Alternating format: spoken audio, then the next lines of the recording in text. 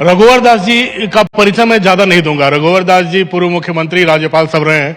सीधे सवाल से शुरू करता हूं। रघुवर जी, बहुत दिनों से ना आप दिल्ली में दिख रहे हो, हम लोग तो दिल्ली में इंतजार करते हैं रघुवर जी आएंगे। आप रांची में भी टीवी पर भी कम आते हो आजकल, आप वैसे भी छपास का लोग, आपको था नहीं, लेकिन कहां गायब हो आप? दुखी हो, नाराज हो, या फिर स्टडी लीव पे?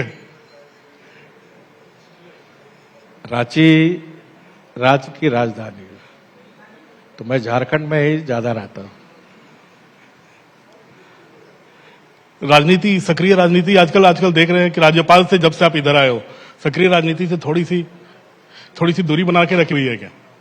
नहीं, ऐसी बात नहीं है।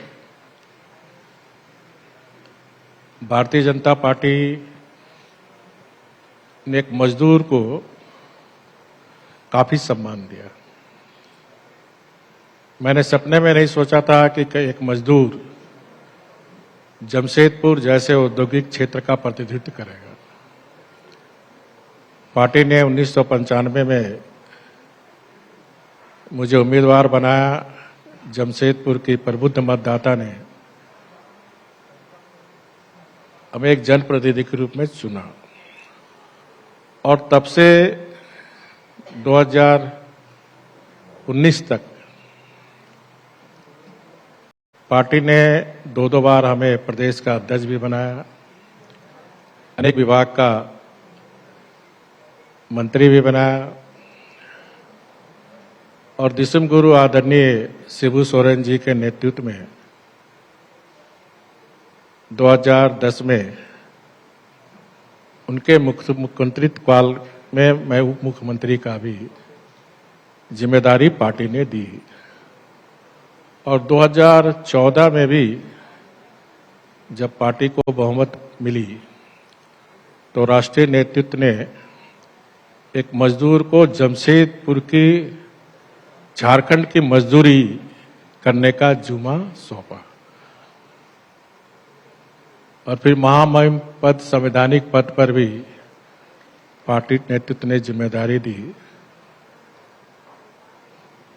तो पार्टी ने मुझे बहुत सम्मान दिया, और मुझे लगता है कि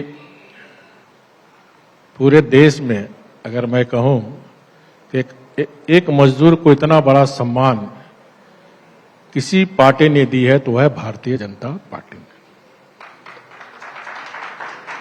एक मजदूर परिवार से निकलकर मुख्यमंत्री बनना, राज्यपाल बनना, कौन सी ऐसी चीज है जो आपको इतना प्रेरणा देते हुए इतना ऊपर तक ले आई?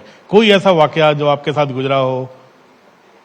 नहीं, देखिए, मैं एक बहुत साधारण मजदूर परिवार से, क्योंकि मेरे फादर टाटा स्टील में खलासी थे।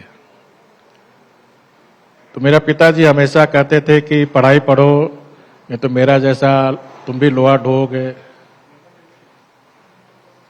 तो पढ़ते पढ़ते उस समय फिर जब मैं कॉलेज में इंटर किया तो जेपी मूवमेंट शुरुआत हो गए थे, तो मैं इस पे कूद पड़ा। छात्र संघर्ष समिति के बैनर के तहत आंदोलन भी किए, इमरजेंसी लगा तो गया सेंट्रल जेल में दिया, और 1970 में जब चुनाव हुए तो जनता पार्टी के साथ जुड़ी हुई थी, और जब 1980 में 6 अप्रैल को श्रद्धेय अटल बिहारी वाजपेयी जी जो हमारे संस्थापक अध्यक्ष हैं, तो उसमें भी भाग लेने का मुझे सौभाग्य मिला,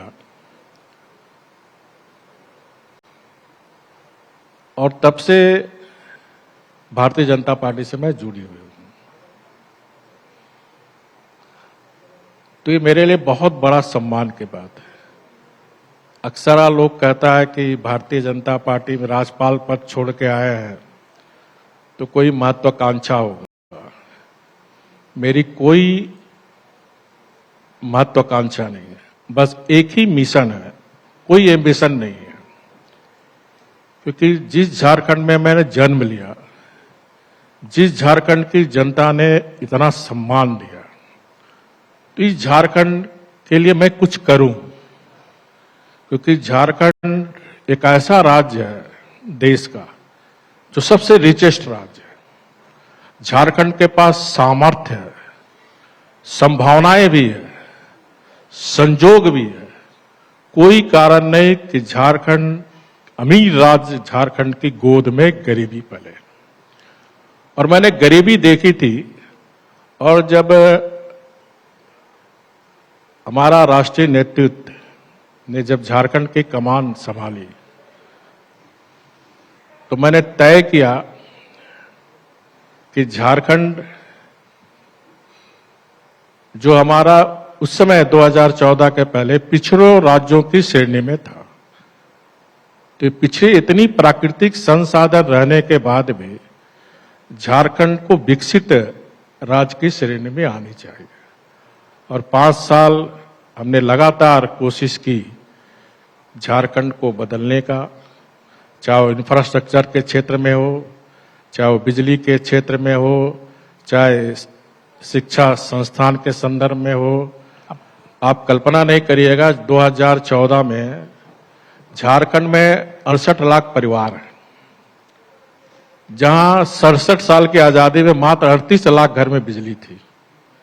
5 साल के अंदर आदरणीय मोदी जी के नेतृत्व में डबल इंजन की सरकार में 30 लाख घर में बिजली हमने आप सीएनटी लेकर आए थे रघुवर जी, है? छोटा नागपुर का टेनेंसी वाला बिल में कुछ संशोधन लेकर आए थे, और ऐसा लगने लगा कि जैसे पूरा झारखंड, पूरा आदिवासी समाज आपके खिलाफ हो गया। नहीं, ऐसा था क्या? नहीं, ऐसी बात नहीं थी। सीएनटी एसपीटी एक्ट मैंने कोई संशोधन नहीं किया था। सिर्फ इतना ही किया था क्योंकि मैं वही बैकग्राउंड दे रहा था। 30 लाख घर अंधेरे थे। 2014 तक 67 साल की आजादी में मात्र 35 ग्रिड थे, जबकि आवश्यकता थी 135 ग्रिड की। तो हमें विकास का काम करना, तो मैंने सीएनटी एक्ट में, एसपीटी एक्ट में सिर्फ इतना ही संशोधन किया था कि सरकारी योजना के लिए अगर हमें ग्रिड बनाना, तो उसमें ग्राम सभा जाने की जरूरत नहीं है। मुख्यमंत्री बनने के बाद जब मैं घर में जनता दरबार लगा रहा था, तो बहुत सा आदिवासी महिला चाहे पुरुष आते थे कि हमारा जमीन ले लिया, रोड बन गया, लेकिन 2 साल से वो पैसा मुआवजा के लिए दौड़ रहा था। तो इन सब बातों को ध्यान में रखकर मैंने, अगर रोड बनाना है तो उसमें ग्राम सभा जरूरत नहीं है, ग्रामीण की सहमति लीजिए, उनका पैसा दीजिए और रोड बनाइए। ग्रिड बनाना है, नहर बनाना, लेकिन जो विदेशी धर्म के शक्ति के लोग आदिवासी के नाम पर वैसे शक्तियां जो झारखंड का विकास नहीं चाहती थी, वो शक्तियां एक ऐसा वायुमंडल बनाया कि सीएनटी एसपीटी एक्ट में, मैं आज भी चुनौती देता हूं, कोई ये बताए कि सीएनटी एक्ट को मैंने कोई छेड़छाड़ करने की कोशिश की थी। तो जो पेशा कानून आ गया है, जो हेमंत सोरेन लेकर आए हैं, तो इससे लगता है कि आप जो चाहते थे कि दलित और शोषित जो आदिवासी हैं उनका भला होगा अब? देखिए, पेशा कानून, जब मैं मुख्यमंत्री बना तो पेशा कानून को लेकर मैंने चीफ सेक्रेटरी एंड पंचायती राज सचिव को बुलाया कि पेशा कानून राज्य में लागू होना चाहिए। तब मुझे पंचायती राज सचिव ने जानकारी दी कि कुछ लोग इस मामले को हाई कोर्ट ले गए हैं, और वही लोग थे जो आदिवासी के नाम पर अपनी राजनीति करते थे। उनका यह मानना था कि झारखंड में 5वीं अनुसूची लागू नहीं होनी चाहिए, यहां 6वीं अनुसूची लागू होना चाहिए। 6वीं अनुसूची पूर्वोत्तर राज्य जो है वहां 6वीं अनुसूची लागू है, झारखंड में 5वीं अनुसूची। फिर हाईकोर्ट में रीट किया और शक्तियां, तो हाईकोर्ट में भी जजमेंट दिया कि राज्य में 5वीं अनुसूची ही लागू होगा। फिर हाईकोर्ट के खिलाफ जजमेंट दिया गया लोग सुप्रीम कोर्ट। सुप्रीम कोर्ट ने भी 2018 में जजमेंट दिया कि झारखंड में 5वीं अनुसूची ही लागू होगा। फिर हमने सभी विभाग के सेक्रेटरी को कहा कि आप इसका ड्राफ्ट बनाओ ताकि हम पेशा कानून लगे। तब तक हमारी सरकार चली गई। 2009 में नई सरकार आई। 2022 में फिर नई सरकार ने पेशा कानून का ड्राफ्ट जनता के समक्ष लाने का काम किया, और तब से मामला किसी न किसी मामला में टालता रहा सरकार। हाईकोर्ट में भी रीट हुआ, फिर हाईकोर्ट ने सरकार को लथाड़ा कि अविलंब पेशा कानून लागू हो। तो वर्तमान में जो पेशा कानून लागू हुआ ये 1996 पेशा कानून जो केंद्रीय कानून है, उस पेशा कानून के विपरीत। आपके काम को आगे बढ़ा दिया गया। हाँ? आपके काम को आगे बढ़ाया गया। नहीं, उसके लिए सरकार को मंत्री जी बैठी हुई है, धन्यवाद, लेकिन इसमें संशोधन करने की जरूरत है। मेरी सरकार को सलाह होगा कि जो केंद्र सरकार का पेशा कानून उसमें स्पष्ट पेशा कानून के 4 के प्रावधान है। रूढ़िवादी विधि, सामाजिक और धर्मात्म के मानने वाले लोग ही ग्राम प्रधान बनेंगे। अभी का जो प्रारूप है उसमें पारंपरिक शब्द जोड़ा हुआ है। तो मैं सरकार से मांग करूंगा कि उसमें रूढ़ि विधि जन और धर्मात्म को जोड़ दे। साथ ही साथ पेशा कानून जो वर्तमान में है उसमें कहीं ना कहीं अधिकारों में भी काफी कटौती की गई है। तो पेशा कानून में अभी काफी सुधार की जरूरत है। मैं सरकार से मांग करूंगा कि जो हमारा झारखंड में जो वर्षों से प्राचीन काल से स्वशासन का प्रथा, मानकी मुंडा की व्यवस्था, ग्राम प्रधान मांझी परगना की व्यवस्था, जो 1996 के पेशा कानून में संवर्धन करने का, उसको अक्षरशः लागू करे ताकि स्वशासन। रघुवर जी, एक सवाल पूछूंगा। जब आप थे तो यहाँ डबल इंजन की सरकार थी। हेमंत जी जब से आए वो कभी ऐसा इशारा करते ही नहीं कि डबल इंजन की सरकार नहीं है। विदेश भी जाते हैं तो बोलते हैं 2 इंजन की सरकार तो है ही, चल रही है। 2 इंजन की सरकार तो ये 2 पहिए ना हो चलेगी ही ना। तो ऐसा कोई सिग्नल देते नहीं है कि वो बीजेपी से दूर हैं। तो ऐसा नहीं लगता बीजेपी में कुछ भ्रम फैलता है, बीजेपी के आपके कार्यकर्ताओं में भ्रम फैलता है? हेमंत जी एकदम न्यूट्रल रहते हैं आपके बीजेपी को लेकर, आपके नेताओं को लेकर। क्या हेमंत जी काफी न्यूट्रल रहते हैं देखिए बीजेपी को लेकर। वो बार बार तारीफ ही करते हैं आप लोगों की, बीजेपी की, मोदी सरकार की। देखिए, मेरा यह मानना है कि चाहे केंद्र सरकार हो चाहे राज्य सरकार हो, प्रतिद्वंदी नहीं होनी चाहिए, क्योंकि सबका उद्देश्य है, केंद्र सरकार का उद्देश्य है विकसित भारत बने, राज्य सरकार का भी उद्देश्य होता है विकसित झारखंड बने, विकसित राज्य बने। क्योंकि बिना विकसित राज्य हुए विकसित भारत असंभव है। इसलिए विकसित झारखंड बने, विकसित भारत बने, तो केंद्र और राज्य में प्रतिद्वंदी नहीं होनी चाहिए। थर्ड है ग्राम सभा, क्योंकि ग्राम सभा भी विकसित होगा तभी हमारा राज्य विकसित होगा। तो ग्राम सभा को भी हमें मजबूती करना है। गांव विकसित होगा तभी राज्य विकसित होगा, तभी देश विकसित होगा। लेकिन हेमंत जी के उस स्टैंड की बात कर रहे हैं हम, जो लगता ही नहीं है कि बीजेपी किनका क्या स्टैंड है। तो आपको लगता नहीं कि आपका बीजेपी का कार्यकर्ता, आपके बीजेपी का वोटर, आपके बीजेपी का कार्यकर्ता जो फैला हुआ है पूरे झारखंड में, थोड़ा भ्रमित होता है? ना, ऐसा कोई बात ये तो हमारे साथ हैं ही। ना, देखिए, भारतीय जनता पार्टी एक राष्ट्रीय पार्टी है, ये कोई परिवारवाद की पार्टी नहीं है। भारतीय जनता पार्टी में सारे निर्णय सामूहिक नेतृत्व में लिया जाता है। ये कोई पति पत्नी की पार्टी नहीं है, ये कोई माँ बेटा की पार्टी नहीं है। भारतीय जनता पार्टी में जो भी निर्णय लिया जाता है वो सामूहिक स्तर पर। रघुवर जी, अब एक दो छोटे छोटे सवाल पूछूंगा। भविष्य क्या देखते हैं? रघुवर दास जी का भविष्य क्या है? आपने बताया आपका मिशन है झारखंड की सेवा करना। किस फॉर्म में सेवा करेंगे, किस रूप में करेंगे? एक कार्यकर्ता के रूप में। देखिए, झारखंड ही नहीं पूरे देश में दुनिया की सबसे बड़ी पार्टी है भारतीय जनता पार्टी, और वो करोड़ों कार्यकर्ता के बल पर ही आज भारतीय जनता पार्टी दुनिया की सबसे बड़ी पार्टी है। केंद्र में लगातार 3 बार से आदरणीय मोदी जी के नेतृत्व में सरकार है। अनेक राज्यों में बीजेपी के नेतृत्व में सरकार चल रही है, अनेक राज्यों में एनडीए के नेतृत्व में सरकार चल रही है। तो जो करोड़ों कार्यकर्ता वो सिर्फ पद के नहीं है। हमारा देश विकसित राष्ट्र बने, हमारा राज्य विकसित राज्य बने।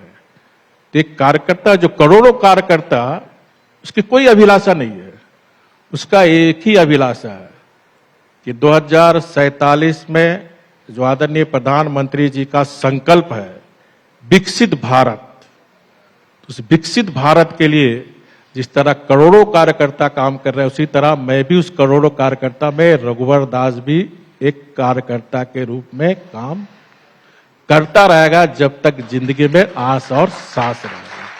क्योंकि जितना सम्मान मुझे मिलना था वो मुझे मिल गया। अब मेरा कोई एम्बिशन नहीं, सिर्फ एक ही मिशन है। क्योंकि झारखंड में, फिर मैं कह रहा हूं, उस सामर्थ्य है, उस संभावनाएं हैं, उस संजोग भी है, यहाँ के लोग भी बहुत सीधे साधे हैं। तो झारखंड में कोई कारण नहीं कि हम झारखंड दुनिया के विकसित राष्ट्र की बराबरी में। किसके पास 40% रिसोर्सेज है? गुजरात के पास भी नहीं है। जब गुजरात के पास बिना रिसोर्सेज वो देश का एक नंबर राज्य बन सकता है, तो हमारे पास तो 40% प्राकृतिक संसाधन है। हम देश के राज्य से तुलना नहीं करेंगे, हम दुनिया के विकसित राज्य से तुलना करने वाले राज्य। रघुवर जी, एक आखिरी सवाल। प्रधानमंत्री मोदी कहते हैं कि पार्टी में ऐसे 1 लाख से ऊपर युवा नेताओं को लाना है जिनका कोई परिवार से कोई संबंध नहीं हो। यहाँ बहुत सारे युवा बैठे हुए हैं जो कॉलेज से आए हुए हैं। अगर इन युवाओं को कहना है कि बीजेपी की राजनीति में आओ, तो क्या होगा जो आपके बीजेपी को के प्रति आकर्षित हो या बीजेपी से प्रेरित होकर राजनीति में आए? देखिए, आजादी के बाद पहली बार जो हमारे देश के नवयुवक युवकों की चिंता अगर किसी ने की है तो आदरणीय प्रधानमंत्री मोदी जी। पहली बार स्किल डेवलपमेंट मंत्रालय बनाकर कौशल विकास के माध्यम से उसको हाथ में हुनर देने का काम, ताकि वो स्वरोजगार रोजगार कर सके। तीसरी जो बात है, आप बहुत सारी बातें, बहुत समय लग जाएगा, इतनी व्याख्यान है। जितने स्टूडेंट लोग के लिए, जैसे अब हमारा, मैं एग्जाम्पल दो, झारखंड में 67 साल की आजादी में झारखंड में मात्र 3 मेडिकल कॉलेज थे। इन 5 साल डबल इंजन की सरकार में हमने 7 मेडिकल कॉलेज, एम्स, ताकि हमारे बच्चे को बाहर जाना ना पड़े। इन डबल इंजन की सरकार में 5 यूनिवर्सिटी सरकार ने खोली, 7 प्राइवेट यूनिवर्सिटी, ताकि हमारे बच्चे को बाहर। तो युवाओं की अगर कोई चिंता करती है तो वह भारतीय जनता पार्टी। 5 साल के अंदर डबल इंजन की सरकार में 1 लाख से ज्यादा हमने नौकरी दी, 10,000 पुलिस की नौकरी दी, 52,000 टीचर की नियुक्ति दी। ऑन रिकॉर्ड है। 2400 दरोगा, जो आज थाने में नए नए दरोगा दे रहे हैं, ये डबल इंजन की सरकार।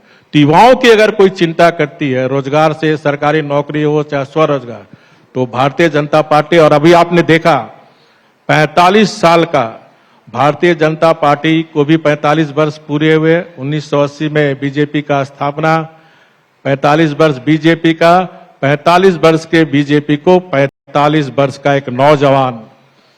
और माननीय प्रधानमंत्री जी ने आह्वान किया कि 1 लाख युवा को हम राजनीति से जोड़ें। तो इस मिशन को पूरा करने के लिए अगली पारी खेलेंगे ना आप? हा? इस मिशन को पूरा करने के लिए अगली पारी खेलेंगे? नहीं, हमारी नई पीढ़ी तैयार हो रही है। अगली पारी आपकी होगी? हा? अगली पारी खेलेंगे? अगली पारी युवाओं की पीढ़ी रहेगी। रघुवर दास जी पूरी तरह से जवाब नहीं देंगे, लेकिन बहुत बहुत धन्यवाद, आप आए, हमसे बात की। धन्यवाद। एक बार जोरदार तालियां हो जाएं रघुवर जी के लिए। बहुत बहुत शुक्रिया आप दोनों लोगों का, बहुत शुक्रिया। आप सभी बने रहें, जल्द ही हम अपना अगला सेशन शुरू करें।